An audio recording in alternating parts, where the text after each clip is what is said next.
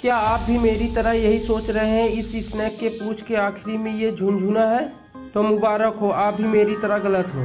दरअसल इस स्नैक का नाम रेटल स्नैक है, जिसके पूंछ के आखिरी में एक खोखले खुरदुरे छल्लों से बनी एक घंटी होती है जो एक दूसरे के ऊपर स्थित होती है। जब सांप अपनी पूंछ को हिलाता है तो ये छल्ले आपस में टकराते हैं और एक विशिष्ट आवाज पैदा करते हैं। ये ऐसा तब करते हैं जब किसी शिकारी से इन्हें बचना होता है और ये इनकी वार्निंग का भी साइन होता है। और भी रेगिस्तान में पाए जाने वाले कई सांप होते हैं, मगर ये घंटी उनमें नहीं होती है। वीडियो अच्छा लगा हो तो लाइक सब्सक्राइब जरूर कर देना।